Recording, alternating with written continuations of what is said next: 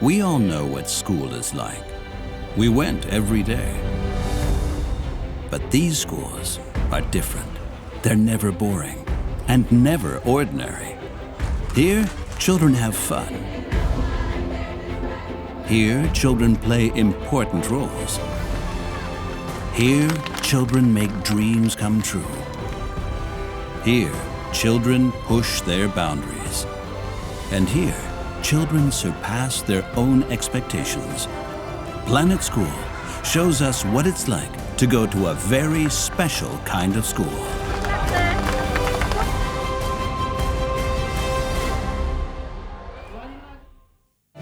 Mia lives in Paraguay. But she goes to school every day in Argentina. A border girl who studies in the country next door and is crazy about her homeland. I think Argentinians and Paraguayans can live in peace like sister and brother. And later, Miro's school in New Zealand is this place in the woods, learning in and from nature. Today's subject, buoyancy, how to build a raft that floats.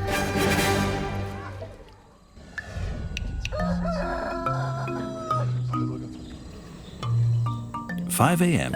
in Nanawa, a small village in the South American country of Paraguay. Time to get up, Mia. 11-year-old Mia is always woken up by her grandma before sunrise. Even though she's still tired, she's got to get out of bed. Mia has a long day ahead of her. I have lots to do before school. That's why I get up early. The strange thing? Mia's school is not in Paraguay, but in neighboring Argentina. Her village, Nanawa, is 10 kilometers from the border between the two countries. And Mia's school is 5 kilometers further across the border into Argentina. The way there is an adventure, a 1-hour boat ride, and more than 1 hour on foot. Mia is the only one in her class from Paraguay. All the other children are Argentinian. Argentina has a better educational system. That's why many mothers from Paraguay go to Argentina to have their children. Their children, like Mia, are then allowed to go to school there. My school is great. It doesn't matter where you come from or what your skin color is, whether you're from Paraguay or Argentina. Everyone is treated the same. Mia's day is booked solid. Done. School doesn't begin until the afternoon. Beforehand, Mia has to go to the market with her grandmother and take care of the animals.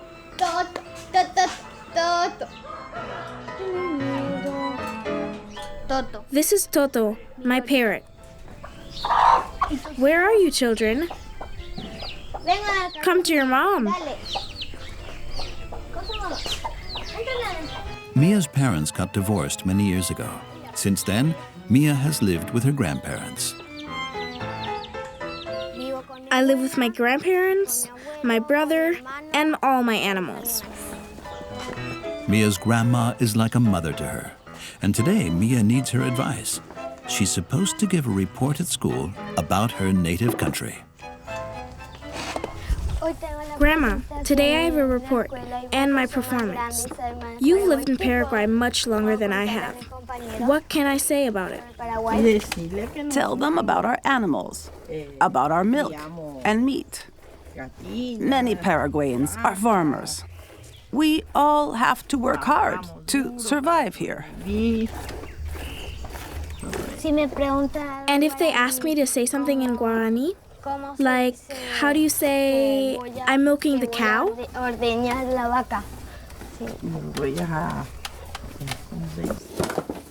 Añamita vaca. Eso se dice. Guaraní is a very special language. Only people in Paraguay can speak and understand it. Guaraní was originally spoken by Paraguay's native inhabitants.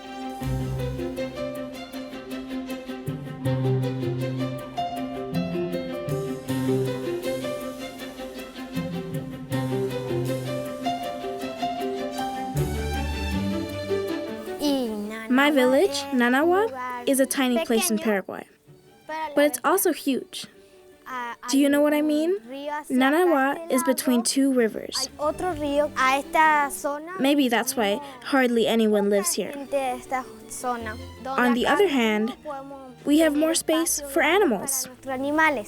And since the village is so remote, Mia has quite a long distance to cover. First to the market and then on to school. Hurry up! I'm hurrying! Mia's brother Aldo is also coming. Kids, don't dawdle. At 7 a.m., the family leaves together. The path to the border is not entirely safe. First, the three of them have to paddle to the other side of the river. We have to take the boat. No one likes it. It's really hard work. But the water is so high that all the footpaths are flooded.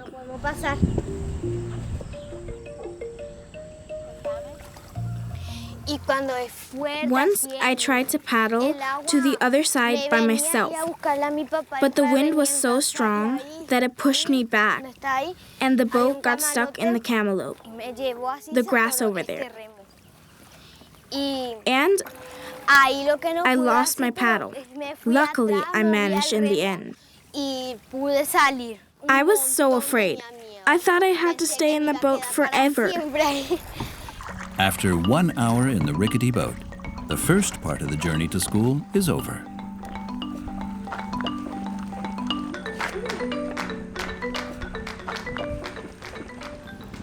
Mia's family has a stand at the market. Along with her brother and grandma, she gets everything ready for the beginning of the market day. She stays there for 3 to 4 hours before school starts, helping out and studying. Today, she's not doing normal homework. She's preparing for her report and her big performance. Paraguay and Argentina's friendship is boundless. I'm not nervous about my presentation yet. Actually, I'm excited to tell my friends more about my home country.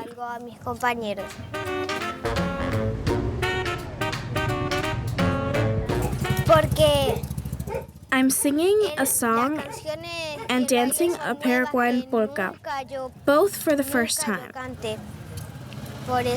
It'll be hard. What impression will she make on her classmates from Argentina?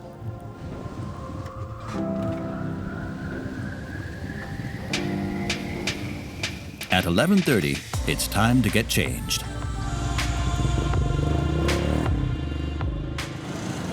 This is my school uniform. I have to be very careful to make sure the uniform stays clean. We play outside a lot, and when I eat ice cream or chocolate, it can get easily smeared on my jacket.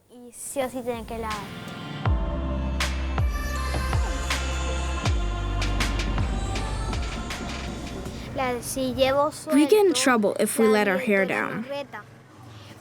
The principal says it'll quickly attract visitors. She means lice.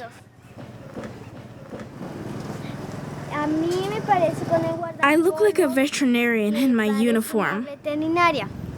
It's 12 noon. Time to move on. Mia walks the last part of the way to school alone. She has to keep a close eye on the time, as Argentina is in a different time zone. When it's 12 in Paraguay, it's already 1 p.m. in Argentina. And now, Mia is crossing the border. Every day on her way to school, she crosses the line between Paraguay and Argentina. I have an Argentinian passport too. Since there's no maternity ward in Nanawa, I was born in Clorinda, in Argentina. So, I'm also Argentinian. But my family prefers to live in Paraguay. We like it here. Many mothers from Paraguay decide to have their babies in Argentina, and not only because there is no hospital at home. They also hope for a better future.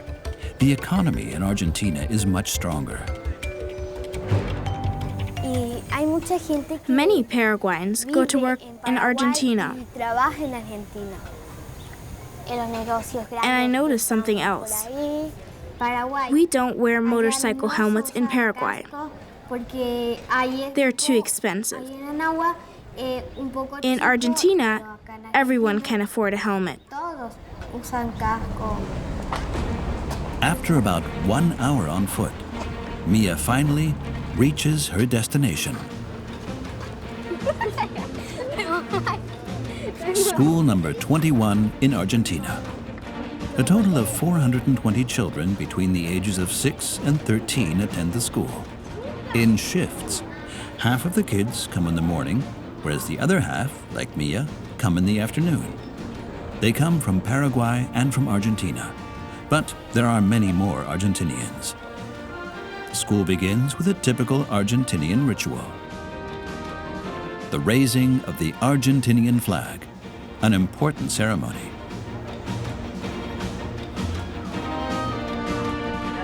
Who's raising the flag today?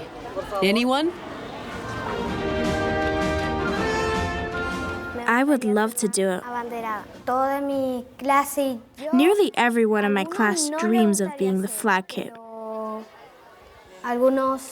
It's a sign of distinction to be allowed to do it.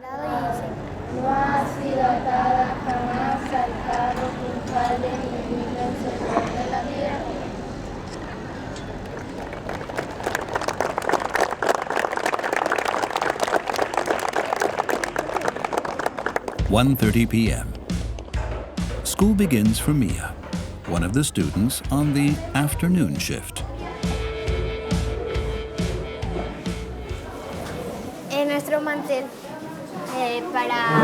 We put this tablecloth on the table to keep it clean.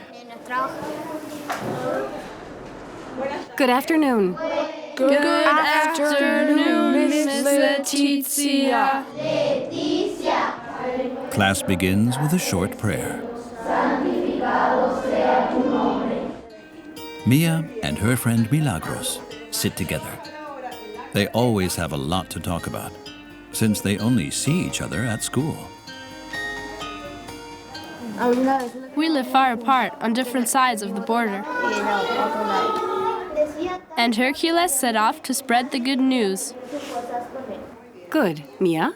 When he got there, he went to the temple of Apollo in the city of Defos. I like Mrs. Leti a lot because she's very strict.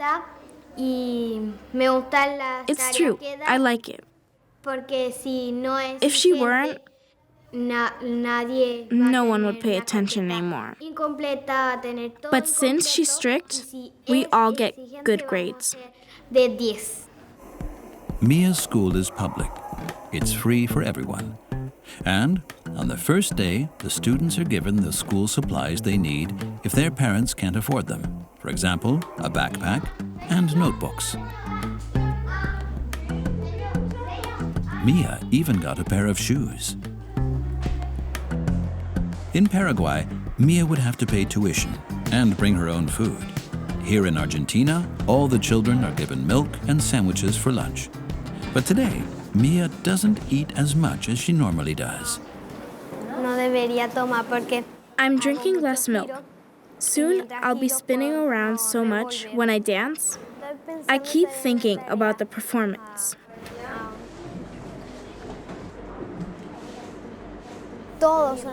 In my class, I'm the only one from Paraguay. The rest are Argentinian. That's why no one at school number 21 ever speaks Guaraní. My grandma and grandpa really want me to speak and understand Guaraní, so I never forget it. Many things familiar to Mia from home are missing here. But many things are missing at home that are normal here. Computers, for example. We're making a list. At the beginning, Mia didn't know anything about computers. She had never had one or used one before coming to school.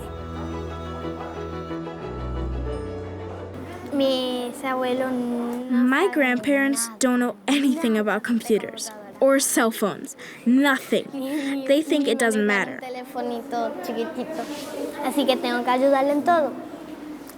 How do you move this to the right?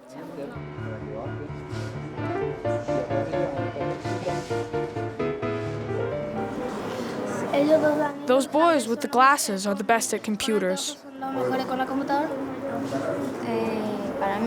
It's easy for me. I have 3 computers at home to practice on. Muy bien, perfecto. Vamos a cambiar carpeta ya. Time for gym class. It's one of the students' favorite classes. The school gave Mia shoes that match her uniform.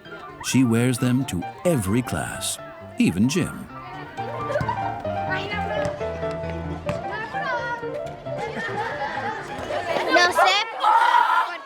Not having a pair of gym shoes doesn't bother me. They're actually comfortable. And she's not wearing any either. It's fine.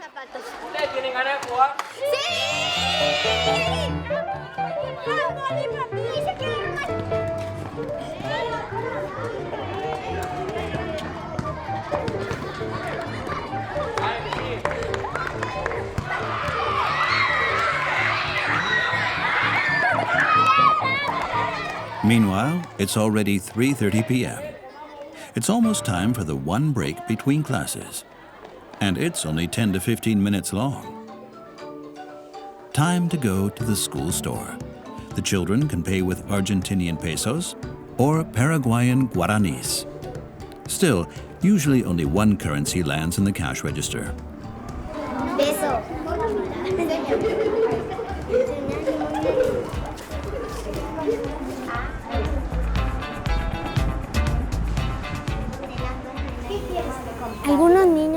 Not all kids have money to buy things at the store.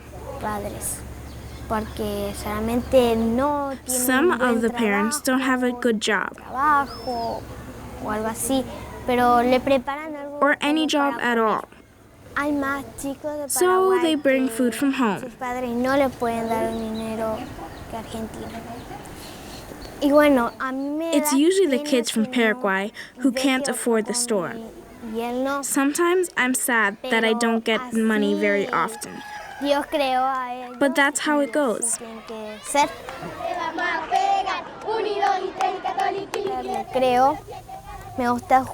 It's fun when we play tag and hide and seek during the break.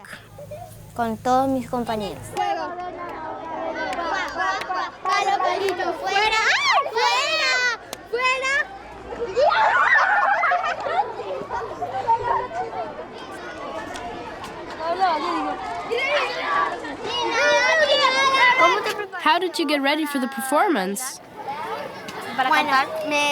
I asked the teacher what I could talk about. Then I chose a song with the music teacher, Omar. And I practiced the dance.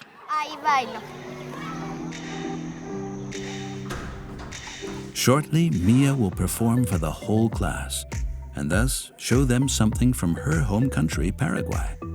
She's been practicing a song in Guaraní and a typical Paraguayan dance for the last 2 weeks. For the performance, she's wearing a pochera, a dress with the colors of the Paraguayan flag.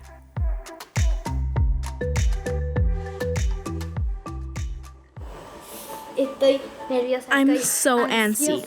I'm shaking down to my fingertips. I don't know what to do. I can't wait to sing and dance. I hope it goes well.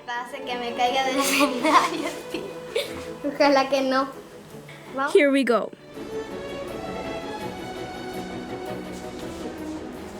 I'm so curious how my classmates will react. I hope they all clap at the end. Before Mia talks about Paraguay, another student gives a presentation about his country, Argentina. Ready? Yes. Danilo, you're first.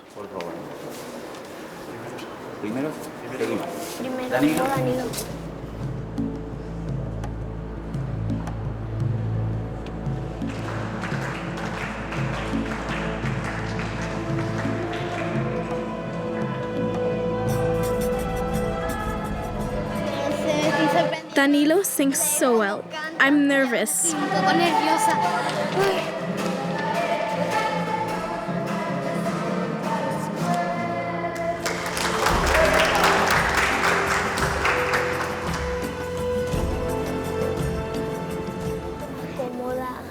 I'm dancing barefoot.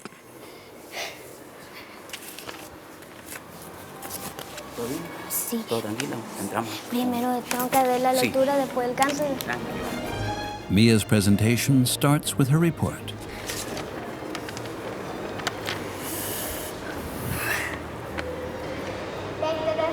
Paraguay's and Argentina's friendship is boundless. I think Argentinians and Paraguayans can live in peace, like sister and brother. Bridges are important for that. And our school, the children get a lot out of it. It feels like you're all part of my family. And now, the hardest part, the song in the native language of Paraguay, Guaraní. Just this morning, she had asked her grandma about it.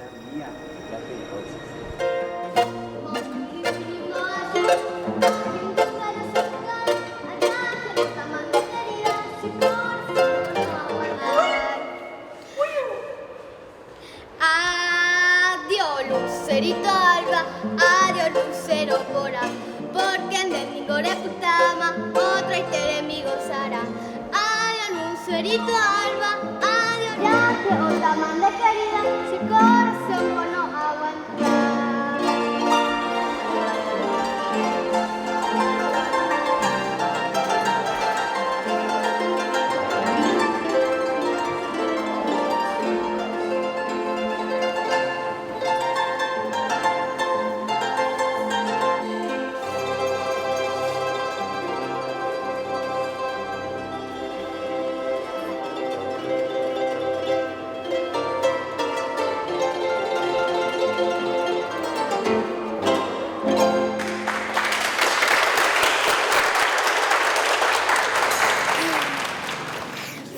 I got a bit tripped up, but I kept going. I'm so happy.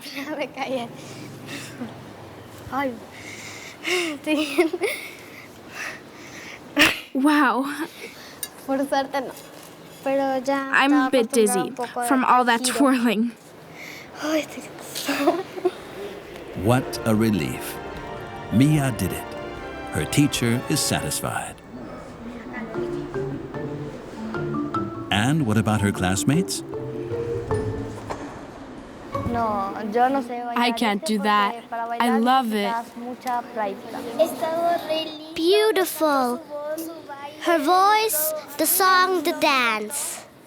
I'm entranced. I really liked how she held the pot so elegantly. Mia is happy and tired. At 6 p.m., she'll go back to Paraguay. A journey of more than 2 hours lies ahead of her. When I grow up, I want to be a lawyer. I want to protect everyone so that Paraguay can become a free country without theft and other crimes. And while Mia's day is coming to an end in Paraguay, the day is just beginning on the other side of the world, in Auckland, the capital of New Zealand. Come on, darling. Wake up. Wake up. You got forest school today. Gotta get up. Come on. Come on. Come on. Come on. What time is it? It's time you were up and on your way. 12-year-old Mira lives here with her parents. It's Wednesday. On this day of the week, Mira doesn't go to her normal school. Instead, she attends an outdoor school. So her uniform stays hanging in the closet, and Miro puts on more comfortable clothing.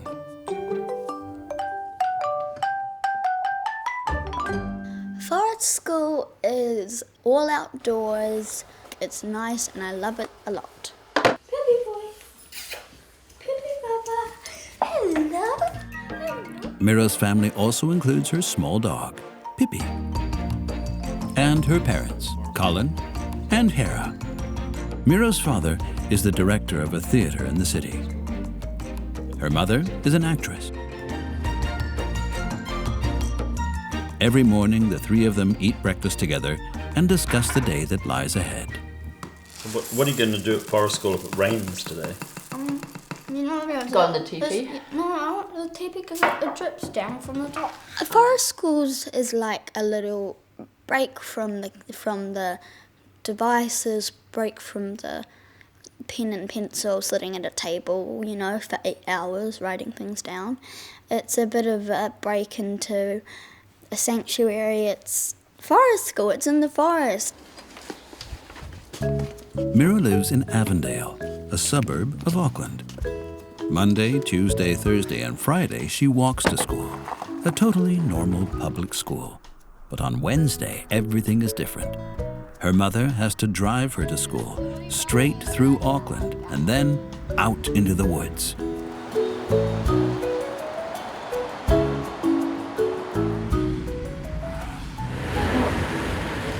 It's a long drive because it's so far away. An hour, I'd say. And with traffic like we have in Auckland, then it's worse. And sometimes it can be like 2 hours of bad traffic.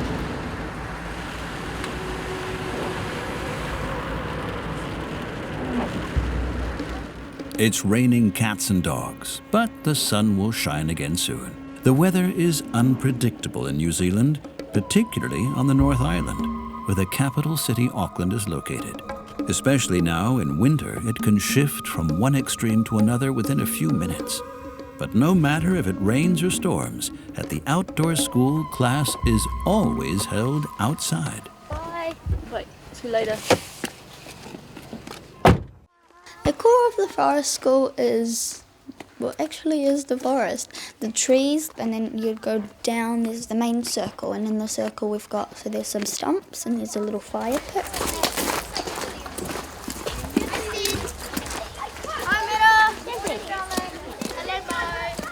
Miro says hi to her two best friends, Troy and Jessie. She doesn't yet know what challenge awaits her today. No, not happening. Not happening. Tennille Murdoch and her husband founded the Forest School in 2016. Tennille's like the mum, she's the boss. One day a week, the Forest School offers children an alternative to their normal school. The point is to experience nature and test individual boundaries. Alrighty, when you hear your name, can you please go around the fire circle, clockwise, like we've been learning? Okay, good morning, Costa. Yeah. Which way are you going to go around? Clockwise, good job. Good. About 20 children between the ages of 6 and 12 meet here every week on the same day. The other 4 days a week, they have normal classes in other schools. Want to? That's okay. Do you remember clockwise? At the beginning of the day, the children start the fire and learn how to use simple tools in the process.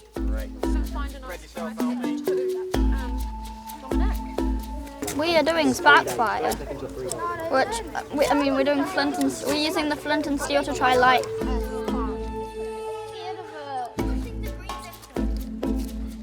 Oh, I got a spark! Yay!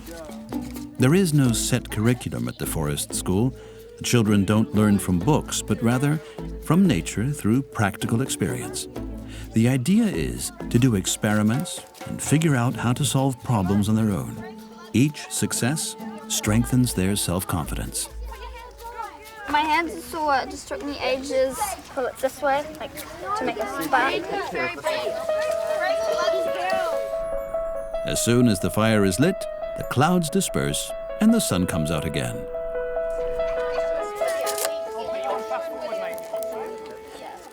It's time to open the letterbox. It's all right, he's doing well. Okay. Good job. Okay, guys, let's go and open the letterbox. Each morning, one of the children is allowed to open the mailbox. The letter is read aloud in the forest at the so-called home tree. It usually describes a task for the day. The children believe the letters come from a mythical creature named Tanifa. Tanifa is a kind of mythical lizard kind of dragon creature that we have, and he lives in the water down there, and he comes up and he leaves us letters. Dear Forest School kids, I have seen that James has been working on a raft for several weeks now. The problem is that he has been working on his own. So your challenge today is to collaborate, work as a team, and creatively build a raft together. There are some pictures that are being handed round, so you guys might like to think of some different resources that you could use for your raft. What can you see in the pictures? Mostly wood, stuff that floats. So what things can you see that float? Barrels. What Miro doesn't know yet, she'll have a special job on the team. So Miro is going to lead that project. So your job is to try and get the team working together. Do you think you can do that? Yes. I awesome. think so, with help from my friends. With help from your friends. Yay. Yay. I'm a little bit nervous if we put somebody on it and then it just goes, it falls apart. Like, if it won't hold anybody's weight. Now all the students start working on their projects. Miro's team gathers under the tent to brainstorm. I can make like these. Yeah, I was talking about something like that. Barrels in the middle. I've got sticks on the outside. Wait, just can you put labels on it? Yeah, labels will be great. The forest school gives the children practical experience with science. Whereas the raft exercise teaches them about buoyancy, they learn to deal with gravity while climbing trees. Do you want your hat on? See how that's a letter C, that buckle? Can you see that? Yeah. That means closed, so he's got another C there, so that one's closed and that one's closed. And teamwork and trust always play an important role. Ready to climb. Gavin's the really muscly kind of strong teacher, and he's the one that's always, building things, and he's strict, but he's kind, like he's really kind, but he's only strict when he needs to be. Oh, good move, Jack. That's good.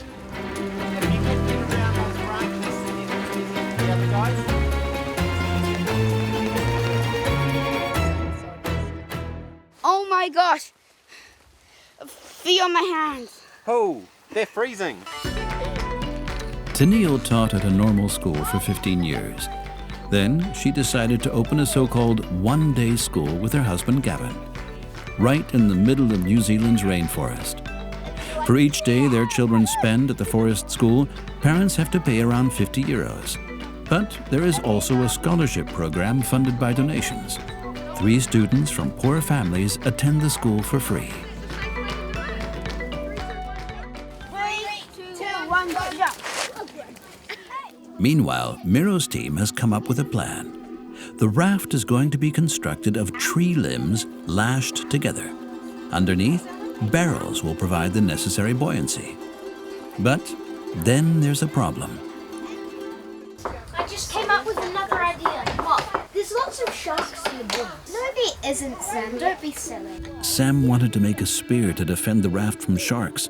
The others thought it was unnecessary. Now, he doesn't want to participate anymore. I feel a little bit like I let the team down because I wasn't paying attention to Sam, and I feel bad, and I want him to be back in the team because I just like friends, and we need lots of help, and I feel like I wasn't doing my job properly. Nevertheless, it's Miro's job to lead the team. Sam is sad and is seeking solace from one of the teachers. Miro definitely wants to get him back on the team.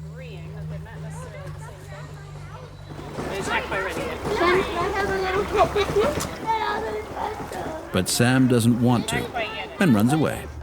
A little later, he reconsiders and the kids make up. So I think you guys just try to work together, listen to each other's ideas. Okay. What do you think? So he'll be prepared.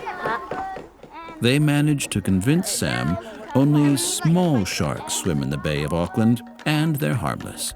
The team is back at full strength. Time to gather materials. Yeah, we need your help. Goodness me, what are we doing? We still need it. So making a raft, right? So we need poles, barrels, and rope. The first thing is the barrels. There are some old cooking oil barrels left over from the last project. Their job is to make the raft float. It's really fun to roll the barrels because it's kind of like playing bowling. I rolled it down and then there's all these people catching at the bottom of it. Last one to Jesse. The school initially got the barrels from a garbage dump. And there are more than enough tree limbs in the forest to make the frame. But right when the raft team is about to start construction, it's time for lunch. Each day, the forest school runs on the same schedule. We are going to go down to the beach, and you can take the spade, you can take the buckets.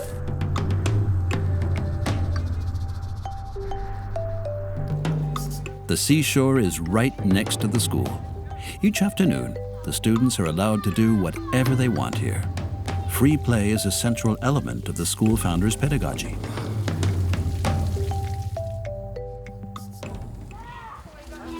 The school day ends at 3 p.m. But first, Miro's team needs to get the barrels and the tree limbs arranged so that they can get back to work next week. The raft is supposed to be finished by the end of the next school day. Miro has mixed feelings.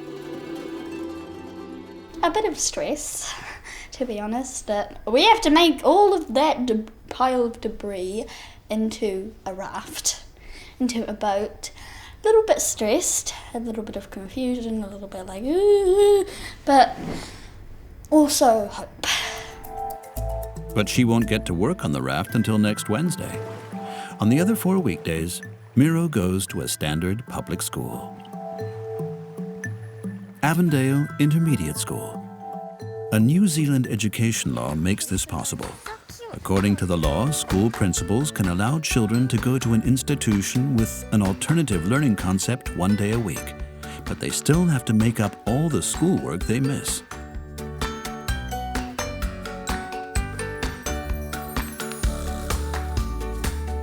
Intermediate school is a 2-year orientation stage between primary school and high school. The first class here doesn't begin until 9:30 a.m.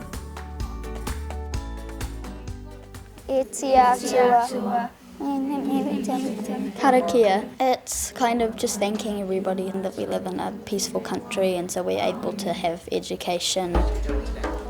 Karikia is a prayer tradition of the Maori people, the native inhabitants of New Zealand. Students learn a lot about the Maori here. Today, they are focusing on an old myth. We're going to look at the creation myth. So, in the creation myth, here is Tane Mahuta, and he's the guardian of the forest. Can anybody elaborate on that? Miro? Pushing up. Kapatua nuku. Close. Oh, rangi. Rangi. Yeah, I get them mixed. Indeed. Got it? The class is called Global Discoveries. It's a mixture of geography and history.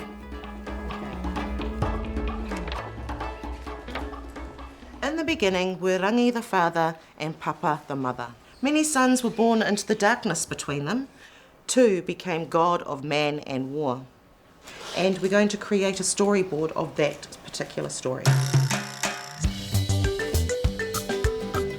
I do like learning about more about Maori legends because it's our culture, so we shouldn't just ignore it.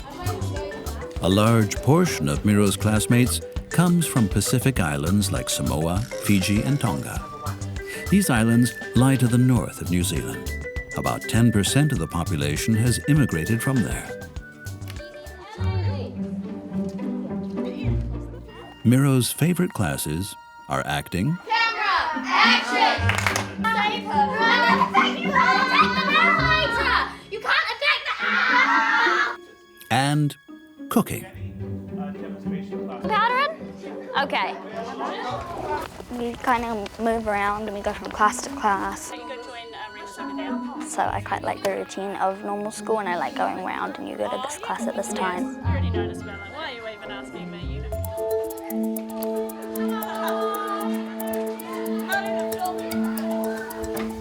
The last class of the day for Miro and her classmates is math. It's not one of their favorite subjects, but today's class will be rather interesting. You have a challenge today. Here is the task, and listen really carefully. You will need to build a waka or a canoe, and you have 30 minutes to do it. The math teacher has clearly coordinated with Tennille from the forest school. Here too, the children are supposed to learn above all by experimenting in a group.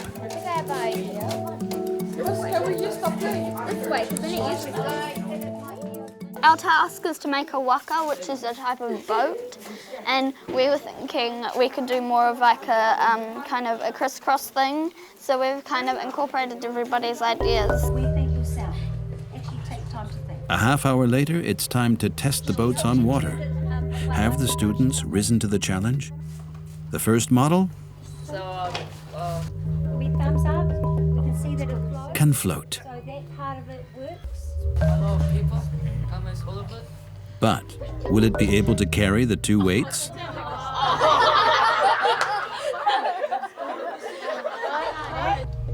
I want you to, in your mind, just have a design. Now it's time for the boat built by Miro's group.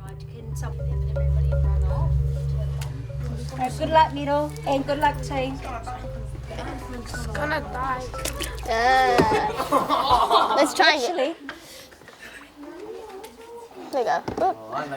Without empty volumes, there is no buoyancy. That's what the teacher wants the students to learn.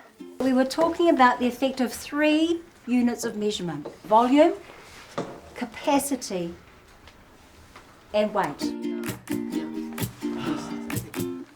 It helped me a lot thinking about the raft that we're making, because the barrels are the thing that's making us float, and if the water gets in the barrels, then we'll go. A week has gone by. It's Wednesday again. That means it's a forest school day. The raft is supposed to be finished today.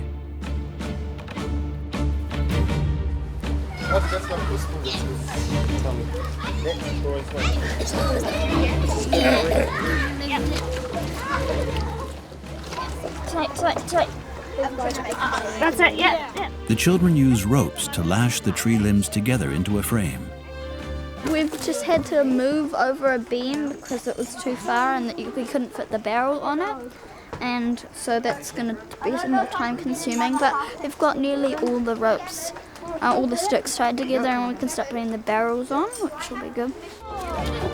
But first, the barrels have to be sealed tight. Miro is confident that the raft will be finished today. I'm pretty excited because it's looking pretty good, and since Gavin stepped in, everything's been sped up, and so I think it will be a lot easier. Now the barrels need to be put under the frame. Since the lashings need to be extremely tight, Gavin now takes over the leadership role. Okay, I'm just going to do this. I'll just show you guys. So I'm going to grab it. 1 twist, 2 twists, pass it back down through the rope. Is that like a quick release, not the trucker's hat? It can be, but we're not using it as a quick release. We're using it as a tensioner. So we're using it to get it really tight. But now that Gavin has taken over, Miro suddenly feels useless. She's frustrated. Yep. So. Now Gavin stepped in, I don't think it's as much of a leader like I'm supposed to be doing. I don't think I've actually been doing that much, and I feel a little bit bad because I haven't been as contributing. So we have to pull it all the way underneath. Gavin, look!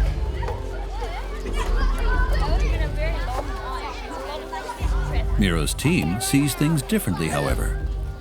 She's a good group leader. I'll do this one. Probably the best I've had. She's very kind and understanding. She's also patient when everybody's frantic and everything. She helps to calm and everything. She's a really good leader, I think. A little later, Miro tries to forget her frustration, because now it's time for the children to carry the raft to the water. And naturally, Miro would rather be in the lead than sit around pouting.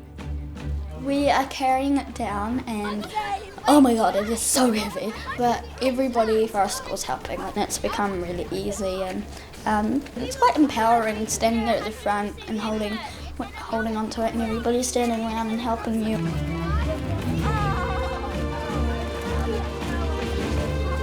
Teamwork rather than competition. A decisive learning goal in the forest school. Here, a major focus is placed on acquiring important soft skills, key competencies like teamwork, motivation, and empathy.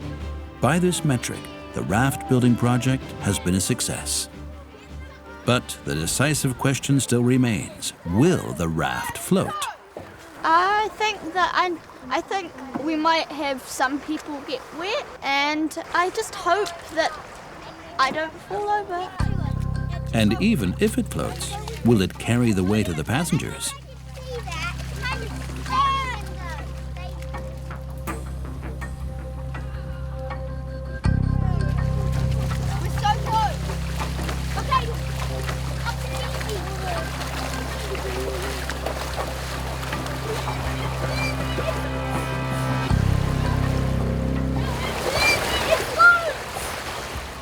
Seems to be floating. Hang on. Some people want to hop on, like Catherine, I think wants. Yeah, so let's get Catherine. And do you think at the back? What do you think, Miro? Two at the front, two okay, at the back. You go there. Yeah, when I hop up, I can feel us floating because it's like swaying and it's moving. Hey guys, does it float? Yeah. Who believed it would float? Me. Because the barrels are... See you later, guys. That's buoyancy, taught quite practically and successfully. I'm relieved that we didn't fall over, and I'm proud that we got it done, and it felt really good. It didn't feel like anything was going wrong. We weren't holding it together with all our limbs. It was actually really fun, and I'm really proud of all of us, and I'm just happy.